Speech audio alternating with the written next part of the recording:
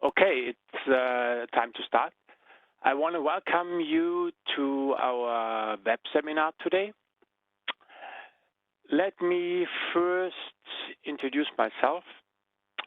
My name is Henrik Völkertz. I'm working now since 23 years for Gartner, and I'm mainly responsible for training, education, and for sure for these web seminars like we do one today. In general, when you are joining here, then you are muted. This is a overall setting. It's just to reduce the background noise for all of us. So please, if you have questions, document those questions with the chat function. I will try to answer all your questions at the end of this web seminar. We have around 45 minutes of presentation, and then let's say 10 minutes reserved for your questions. The chat function you find somewhere on your screen. It depends if you are viewing full screen or split screen. So somewhere down on the bottom you must have the chat function symbol. So please use this to document your questions. After the web seminar, you will get an email, and the email will have as an attachment a PDF file with all the slides you see today. In addition, a recording of this web seminar will be available latest beginning next week. And also the email with the PDF file, we try to send it out latest end of this week. Okay, now back to our topic, multi-angle and effect measurement. I have put together this agenda for today. So we will start out with how to evaluate lightness travel of metallic colors, so the light-dark flop. Then we talk about what is needed to determine color flop of pearl finishes. Coming to basics of customer-specific weighted delta E's. And when talking about effect colors, the effect itself depends often on the lighting conditions. So that's why how can those simulated in color instruments and how to analyze the results. And then we come to the introduction of Gartner sparkle and graininess tolerance model. And at the end, we will talk about in total about multi-angle color and flake characterization. Starting here, so to describe the quality of a surface. When doing this visual, we see a lot of things. A lot of effects have an impact on our view, how we see the quality, how we perceive the quality. So we can measure those. You know, maybe you know a gloss meter. We can measure gloss. This is a single number. Or we measure DOI with a wave scan, also a single number. Or we measure haze with a haze meter, with a haze gloss. So again, a single number. Then we can measure orange peel, long wave, short wave, WA, BC, and so on and so on. So all these numbers specify a special effect, a special we see how to perceive and to analyze the quality. So, and now we have more numbers. We are looking for color numbers, for example. And with effect colors, we need a lot of angles to check the color numbers. And with metallics, more effects are visible to us. So to have a total impression of effect coatings, at the end we need all these numbers. Today we will talk about those two here, color measurement and how to characterize the effect. To start out, as an example, in automotive finishes, around 80% of the coatings are effect coatings. So first of all, we have the metallic coatings. Metallic coatings means often light-dark flop. Special with silver metallics, you see it here. In this moment it's very light, in the next moment it can be very dark. It depends on the curvature. So then we have other effect coatings. You maybe know them, you have seen them, very nice effect, so with a color flop. So very spectacular. Normally in the automotive industry, you get it much more reduced. A lot of coatings contain this color flop effect, but more reduced. And at the end, we have special effects like glitter or sparkle. And here, well-known are pigments for like ceralics and Luxan, for example. Okay, how to measure these metallics and effect coatings? Mainly, we have two international standards. We have the DIN 6175. Meanwhile, in a new version from 2019. And here we have definitions for tolerances for automotive paints and under which angles we have to measure. And this standard is made for, you see it here, materials containing metal flake and pigments, but not materials containing pearlescent and interference materials. So that means with a very strong color flop. And also the ASTM E2194, you see, made for multi-angle color measurement of metal flake pigmented materials. And it's not made for materials containing, pearlescent and interference materials. When summing up those two standards, we come to a setup, an instrument like our BICMAC eye. You see, first of all, in these standards, we have a definition for the illumination angle, 45 degrees. You see it here. Looking to this illumination angle, we come on the opposite side to the specular reflection. You see again 45 degrees. And now the measurement angles are counted from the specular reflection. That's why they are called a specular angle. You see it here. So we measure a specular 15, a specular 25, 45, and so on.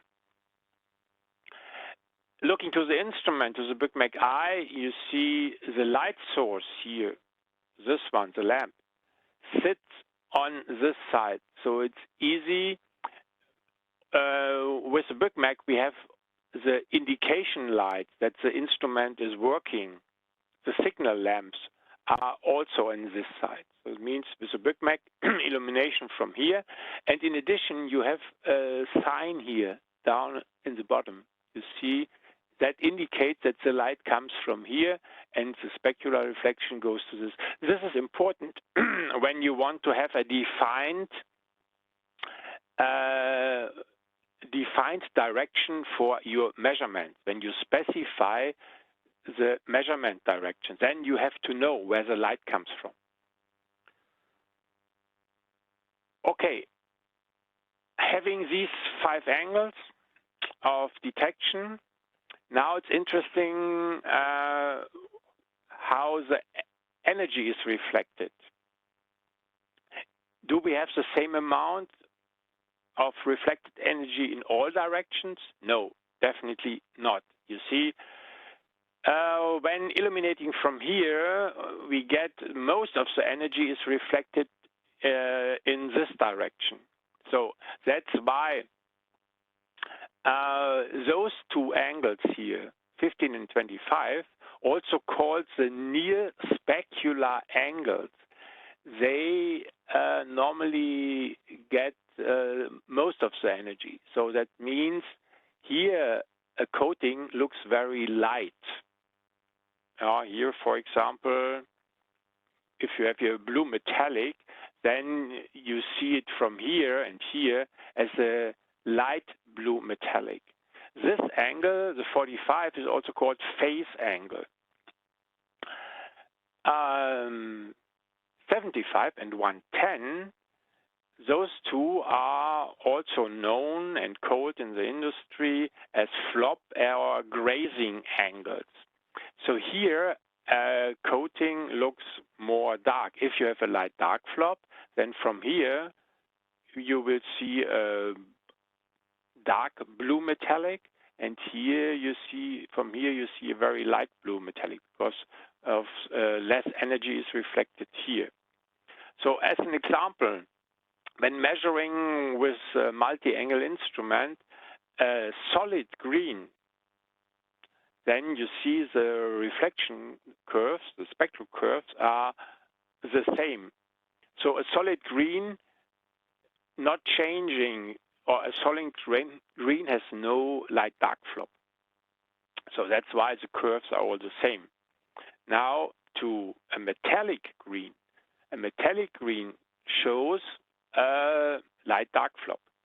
And this is seen here, looking to the spectral reflectance curves. You see they have all the same shape. Where's my pointer? Here. So the shape of a green, of the spectral reflectance curves that represents the green. So that means here a hump in the middle. And they are parallel.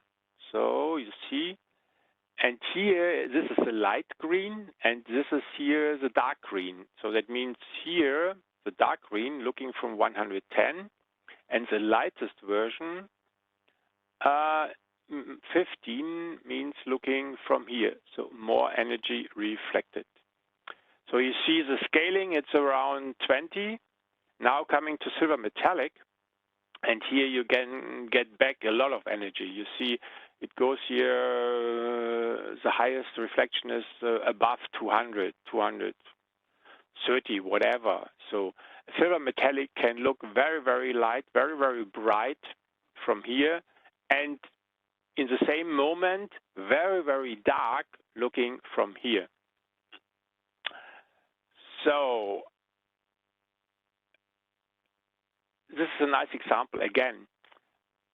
Very, very light in one moment, and in the next moment, because the angles are of viewing and the angles of illumination are changing here, it can be very, very dark.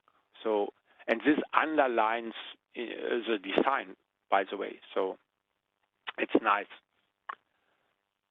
Okay, based on this, we can calculate, or it's specified that the flop index can be calculated using 15, you see it here, 110, and 45.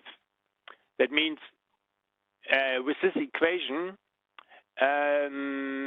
we have the L star value of 15 degrees, so that means a very high number here in this case, minus the L star value from 110, in this case a very low number because it's more or less dark here, or black, divided by the L star value of the phase angle, so the 45 look to a surface. So with some factors, and this is called the flop index. So flop index is often used in the industry, and it's a quality measure for a coating or for a pigment. Okay, we have all these angles.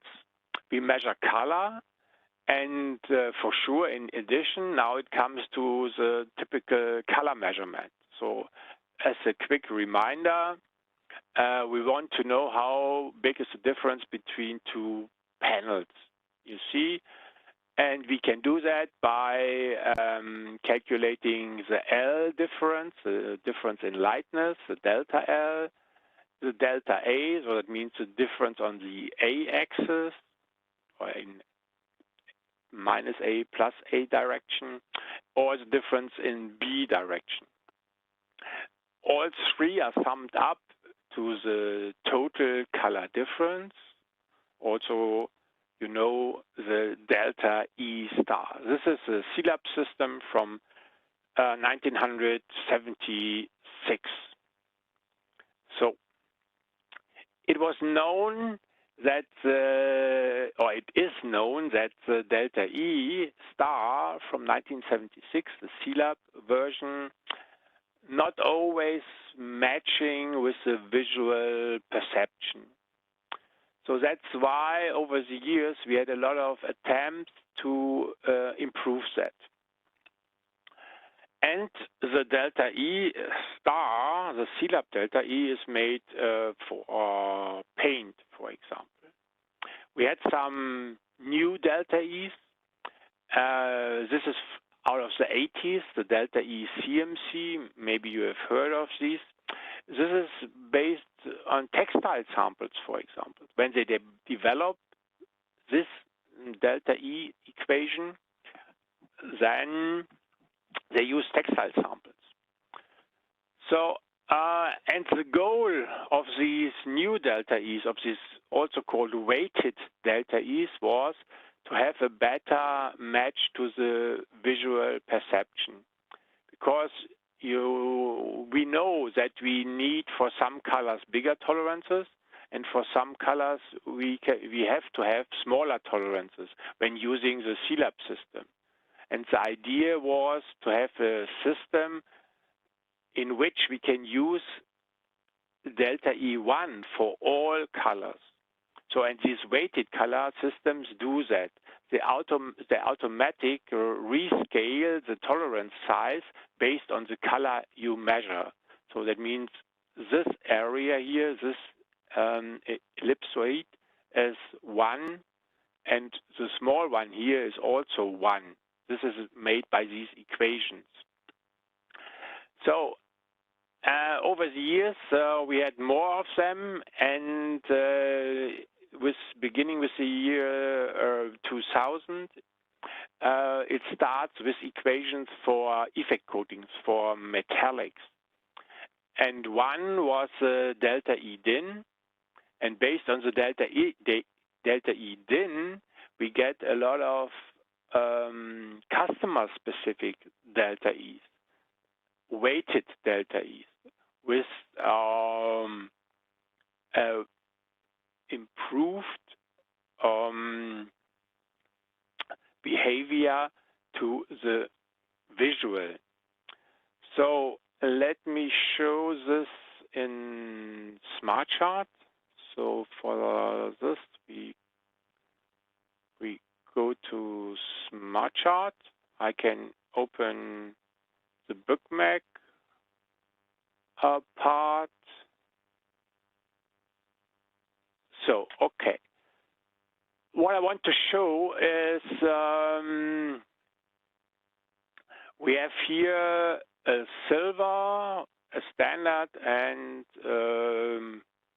sample to this silver, and we want to see the color differences. And now you see in our software, you have available the classical delta E from 1976. Okay, you know that you can have tolerances, delta A, B, delta C and delta H and so on. You can set them for all these angles. And then you see we have the delta E94, we have the delta E, where is it, CMC, and there's the delta E 2000, it means out of the year 2000. Okay, all these are made for solid paint. And to have a better correlation to the visual, we have all these improved weighted delta E's on the base, let's say, starting with the delta E DIN 6175. And based on this, we had further developments, you see, for automakers.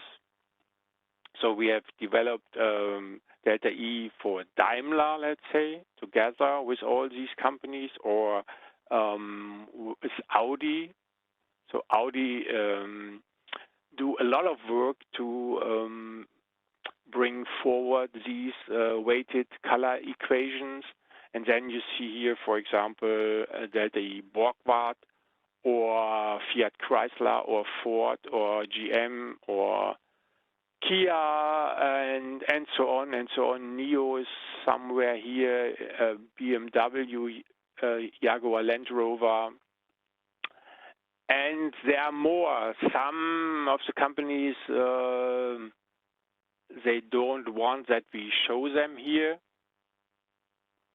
But those you see here are available for all. You know, when you are installing the software, then automatically you have the choice. You can use and test out all these optimized color difference equations. Okay, so I apply this. Okay, and say yes. Okay.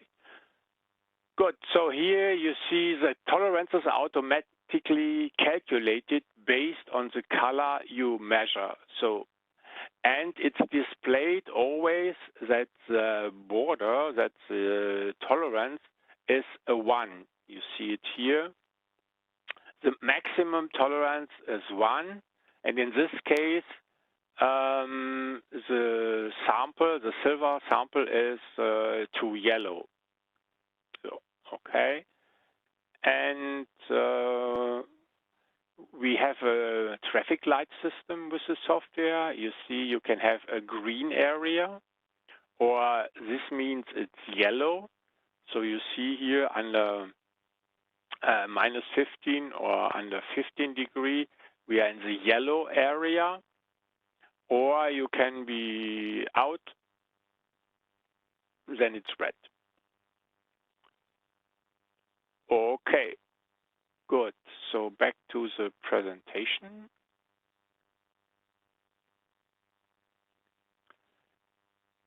What's also important, or what's also possible in the software, or the software is designed in the process version to use organizers. Organizer mean you have a car schematic, and then you define your check zones.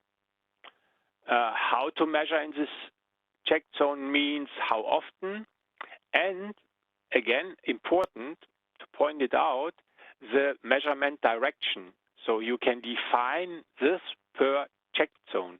So often the measurement direction is defined like this. So here on the hood, the light has to come from here, and then, you know, the specular reflection goes here. So that means this signal lamp has to sit here, and then you take the measurement. Or you position the instrument like here, that the signal lamp is here on top.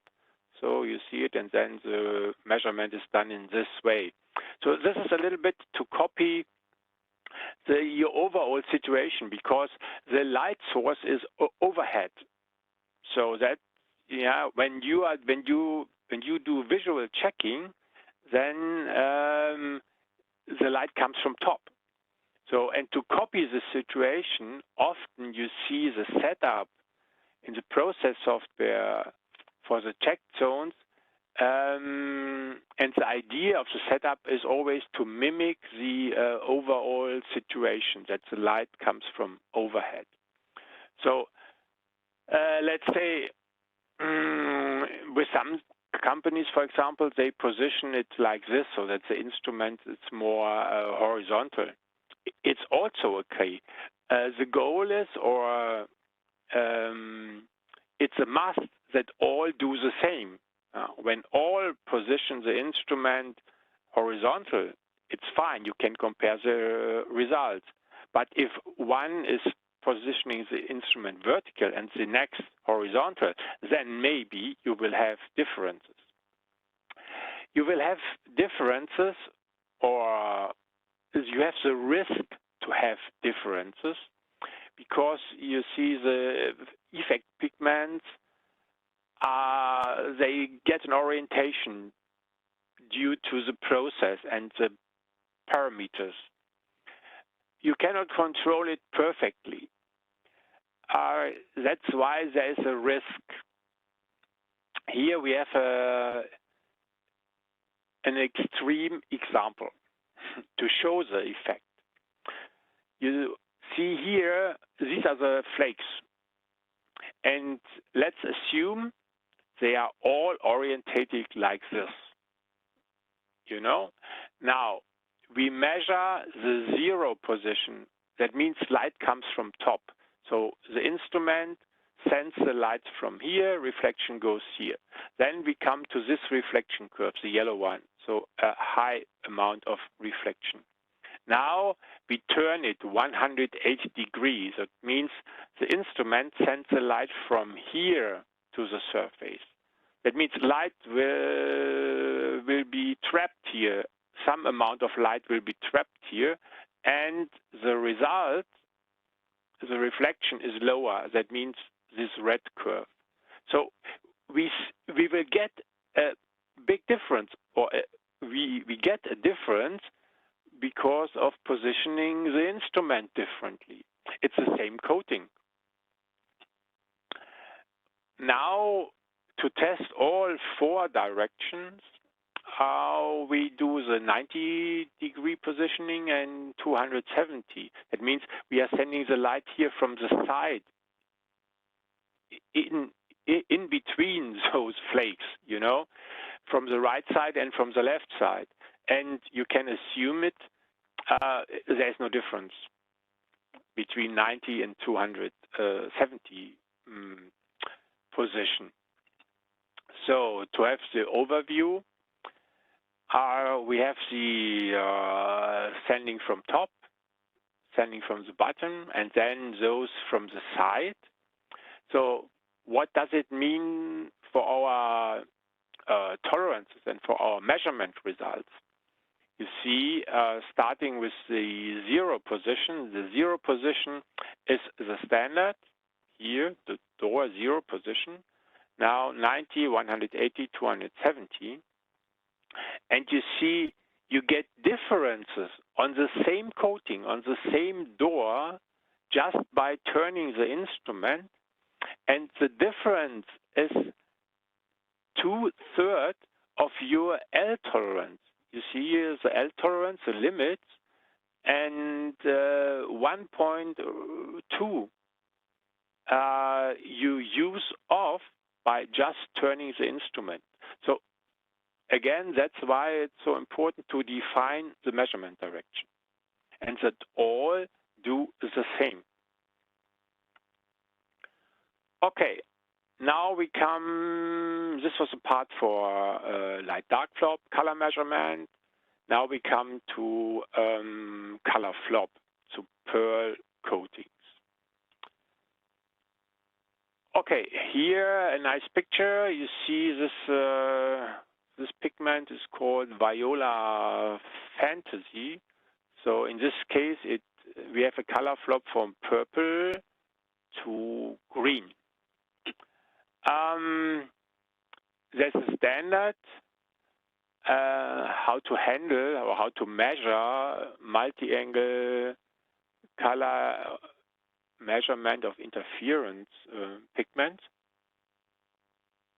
The ASTM E2539.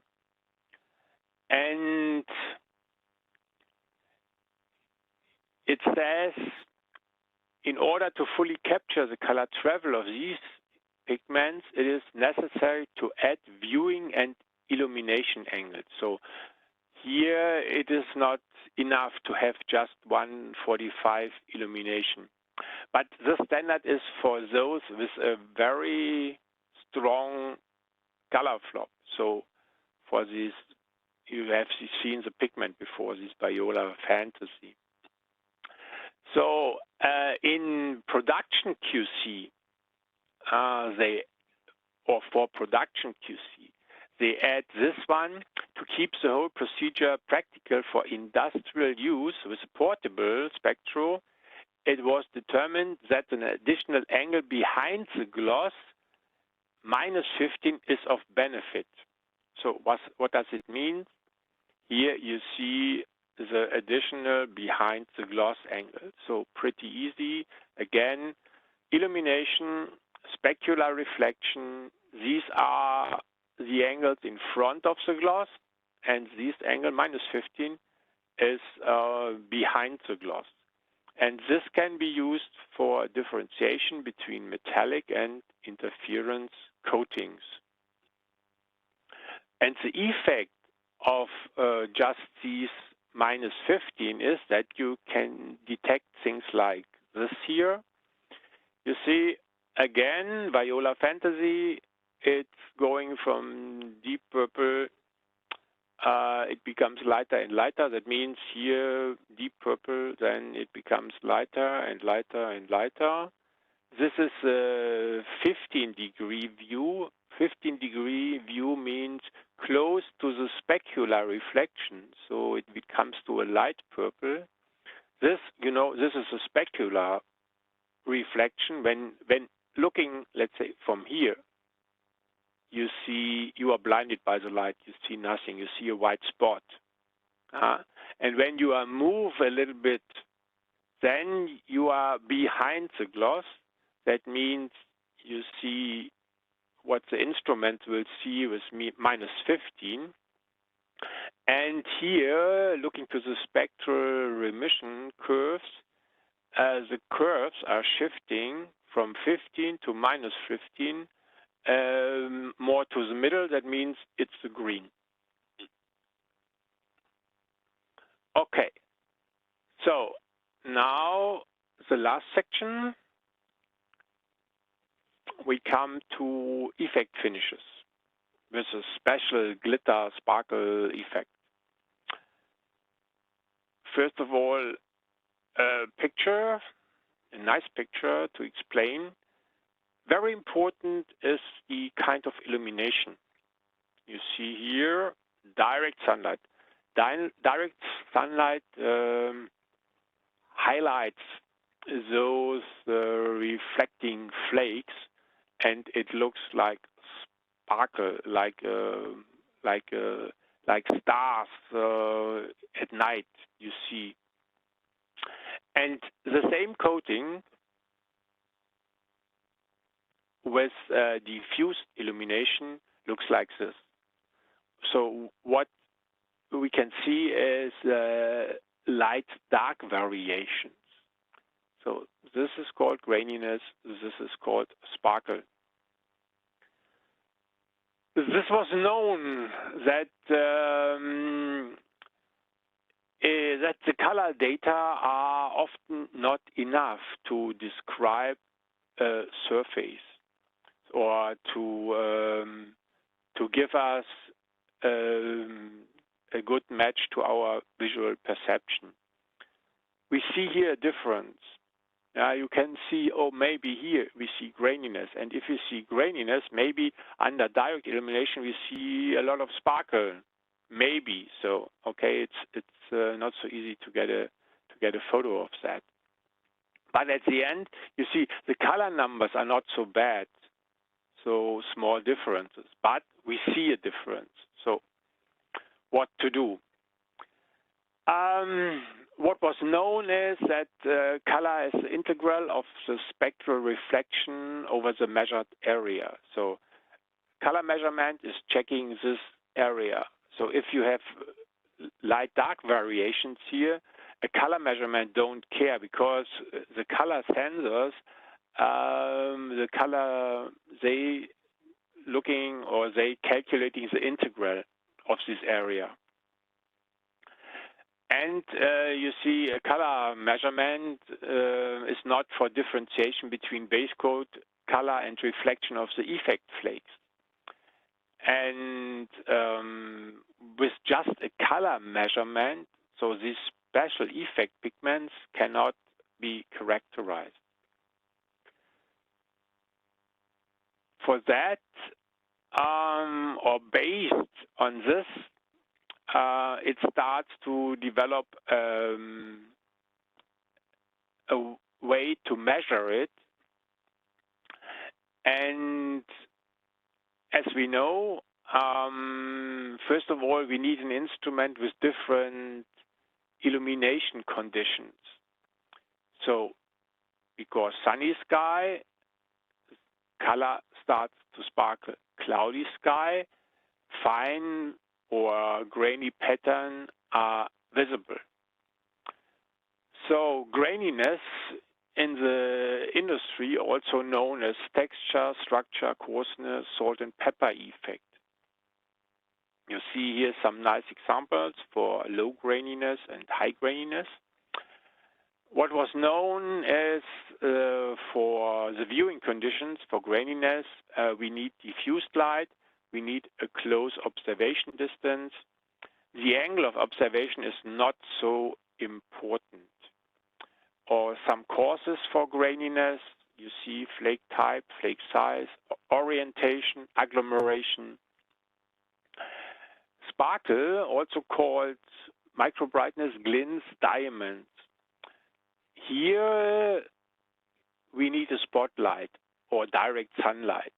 And the observation angle is critical. So the sparkle impression is changing when you are changing your viewing angle and your illumination angle. And the sparkle is generated by the type of the pigment. So if you have alu flakes or mica or ceramics, for sure by the amount of these effect pigments, by the size of the aluminium flakes and pigments, and also, again, important, by the flake orientation.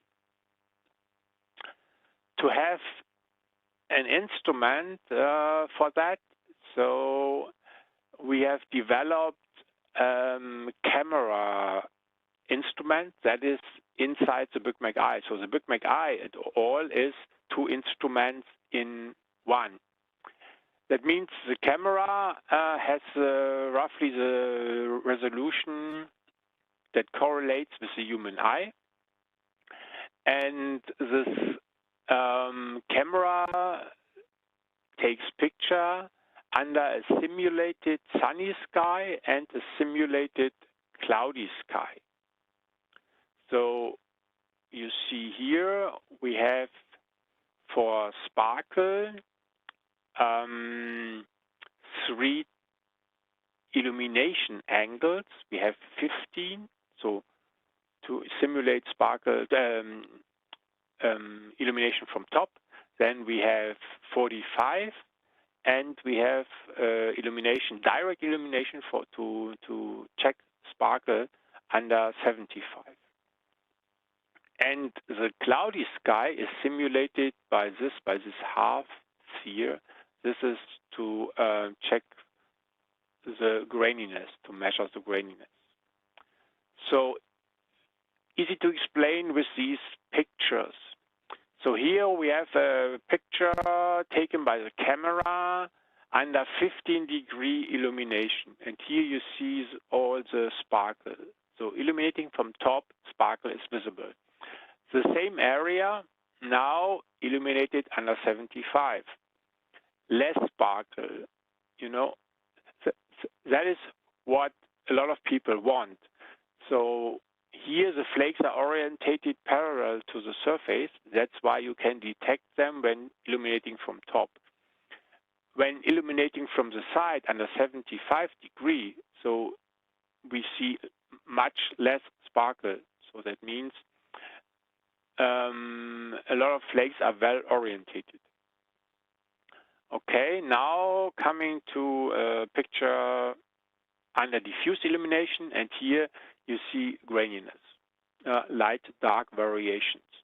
So to point it out, all are black and white pictures. If you measure a silver or a blue metallic or a red metallic or whatever, the instrument takes always black and white pictures because we want to find and detect those ones lighter than the rest. Good. So based on these pictures,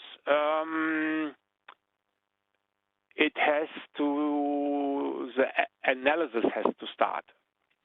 So we are looking for sparkle area.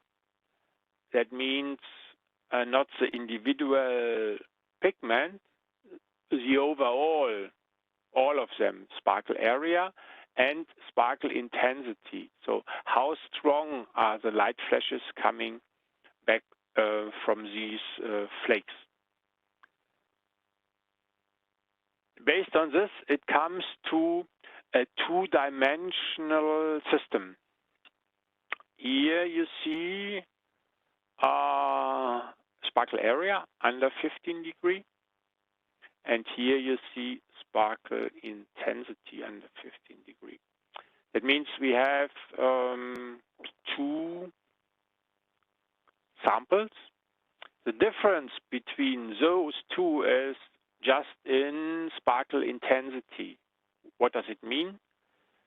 Let's assume you see in these, or the instrument sees in the measurement spot, let's say 50 or 500 light flashes from those flakes, those pigments. So both have the same area. That means 500, let's assume 500 are visible for the instrument on both samples. But here they are more intense. More light is reflected from those 500. Here is less light reflected from this 500. So that's why this is a higher intensity. So now it's pretty easy. The difference from here to here is if here 500 visible, then maybe here only 400 or 300 or whatever. So I'm just telling random numbers. Okay. So this is a difference. Okay, whenever you have new parameters to characterize a surface, then it's important to have a tolerance system for this. So, and we have developed together with paint companies, as automotive companies, a sparkle tolerance model. So it means a lot of people bring their panels, and then the panels are visually ranked. So what is good, what is out, what is out of specs. So, and based on this visual ranking, you can develop an equation. And you see the equation is based on delta sparkle area, delta sparkle intensity, and then this is weighted by some factors. And at the end, it comes to a tolerance model like this here. So the setup in our software is more or less 3:1. When you install a new smart chart package, it means the tolerance allowed in this direction is 3 times bigger than in this direction. Okay? And it's the tolerance space has these elliptical shape. To make it easy in daily business, again, you get all reduced to one number. You see, if you want, you get Just you can look up just delta sparkle, and you get it in connection with a traffic light system. So a visual, a yellow, a green, or a red. So based on your settings. Okay, this is sparkle. Now what's missing is graininess. Graininess is pretty easy compared to sparkle. It's just a one-dimensional scale. So that means a solid color, a very uniform color, has a graininess of 0. And if it's getting more grainy, so you get higher numbers. So pretty easy. Okay, now back to our sample we started with. Again, here, those two. You remember, color data are more or less okay, but something is different. And now we can explain by numbers what's different when looking to sparkle. You see, from here to here, there's a big sparkle intensity difference and a smaller sparkle area difference. Okay, and in addition, we have a graininess difference. You see it here under. Graininess difference here. This is the sparkle difference, the delta sparkle for 15 degrees. Here's graininess difference. And this is immediately visible to us, that there's a significant graininess difference. Okay, more samples, application samples. I have here a sample based on the flake size of the particle size. So the particle size is important. You see, with the bigger particles at all, you get a more pronounced metallic look. So with smaller ones, you get a lot of reflection here from the edges. So it means a reduced metallic look. It looks more grayish. Here I have 3 silver metallics with different flake size, containing different flake sizes of the pigment. You see, these are all Eckert products. And here, this is 25 microns, or I can show it here, 25 microns, 34 microns, and 54 microns. Okay, now, first of all, I have done the color measurement. This is the standard. This means standard is in the middle. The yellow one, you see the color difference. Okay, yeah, it's borderline. And here the color is okay, yeah. We see some lightness variations. These lightness variations are also visible to us, yes, okay. Depends on the angle, but there's more. This has definitely a different look. It's not only lighter, there is something else different. Okay, now in addition to those 3, for those 3 we have the sparkle and graininess numbers. Again, 25 micron is here. You see, this is the tolerance space. In this case, you see 3 to 1. And now it comes to 34 microns. It has higher intensity and more sparkle area, and this even more sparkle intensity and sparkle area. So, and this is significant or very clear here with under 15 degree illumination. You see the same effect under 45 in this case. And what I want to show in addition here, sparkle. Besides sparkle, you see significant graininess differences. This is the standard, the master panel, 25 micron, then more graininess, more grainy, and this is, again, ends up with higher graininess, with a higher graininess difference.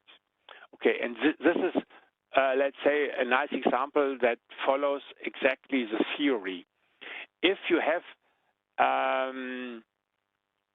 an increasing flake size, then we see a higher sparkle area.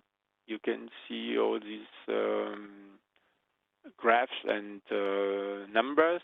We have a higher sparkle intensity. Yes, we have higher sparkle intensity, and we have higher graininess. So it's a perfect match with the theory. Good. So that's more or less for today. To sum it up, the Bookmap Eye is two instruments in one. We have a multi-angle color instrument, again, one illumination and 6 angles for detection. And then we have an instrument inside the Bookmap Eye for sparkle characterization. This is a camera. Camera sits on top here. And we have direct illumination 15, 45, 75. Oh, I have to change this. And last but not least, we have a graininess characterization by a diffused illumination. So, and in this way, you get a good match to the visual when checking those effect coatings. Okay, so let me have a look to your questions. Okay, someone is asking, do we always need all angles? No, you definitely not. I can show you. Where is my smart chart software? Here. So it depends on your customer or your specifications. You can select or deselect those angles and numbers. You see, some never use -15, or they don't want to have 15, so you can deselect it. You can uncheck them. You say apply, it's pretty easy, and then you get only the numbers you left, you know. And in the same way, let's say the data is always in the background.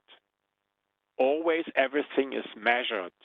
You just hide it on the instrument and in the software. So if you want to recall it in 5 years, so it's easy. You check it here and then you get the data back. So it's not lost. You are not deleting data. Okay, so the next question, I say apply. The next question is, what is the meaning of the delta E P, delta E C, and so on? Okay, yeah. Here again, we have to go to properties. And you see, when just having delta E, it is, as you know, only the delta E. Okay, now when we come to the advanced color difference equations, when we come to, let's take, for example, whatever, let's take Audi. Then you have the choice. You have 3 choices. Delta EC means C for the German word Charge, or let's say incoming paint. Delta EC means tighter tolerance. You see, the tolerance factors, the production factors are 1. When you go to delta EP, P means production, then this doubles the tolerance in this case for L, and you have a higher tolerance by the factor of 1.2 or 1.8 for the others. So charge is C is the tightest tolerance. Production, you have a little bit more space, and you see those are fixed because those are defined in the standards. When you go to E, that is E stands for effective. That means the only difference to all the others is you can define your own factors if you want. You can make it very, very big, or you can have a much smaller tolerance. Okay? So self-defined tolerance factors if you want. Otherwise, you take them as they are, C or P. Okay, these are okay. Then some are asking about the presentation. Yes, you will get the presentation. You will get the presentation by email by end of this week. And we will have the recording available beginning next week. Okay, I guess I have covered all of your questions. So before we end, I want to introduce some of my colleagues. So you don't have to wait for the next web seminar if you want to ask us some questions, or if you want to talk about our products. Here I'm just showing some colleagues from the Gartner headquarters. You see those are all located in Geretsried. Geretsried is a town close to Munich in Germany, where Gartner is a headquarters. And here you have two of my US colleagues. We will have next web seminar. This is in March 24-25 about color control, gloss and grain. It's a new instrument. It's called the Spectro 2 Profiler. So it has, you see, it's 3-in-1. It measures color. It's made for solid color measurement. It measures gloss, and it measures the structure. It gives you a lot of numbers for for leather structure, for example, or for fine structures, or for more coarse structures. Here you get a complete analysis of these structures. So a very interesting new instrument. Then, if possible, again in future, we would like to have on-site seminars with you. So we offer them to your needs. Whatever you want to have discussed, we can design a seminar for you. So maybe just gloss, or a combination of physical test properties and color measurement, whatever. So we can design it for your company. Please ask us. So meanwhile, you can also check out our new website. It's a Book-Instrument. So by the way, when you go to here, you see it to support. We have a lot of videos, for example. The videos are on our website and on YouTube. And the videos are more or less short instructions. So it's not only advertising a product, the videos contain a lot of useful information. So here's some pictures so that you get an impression from Gartner. This is the newest building for production and storage. And here behind you see the building for management. and R&D, for example. This is a picture out of our service department. And here are some nice pictures out of the area around Munich. So, and we all hope that it will be possible in the near future that you can visit us if you like. You are welcome. Okay, so thanks for your time today, and I hope you join in future. And for now, have a wonderful rest of your day. Thanks and goodbye.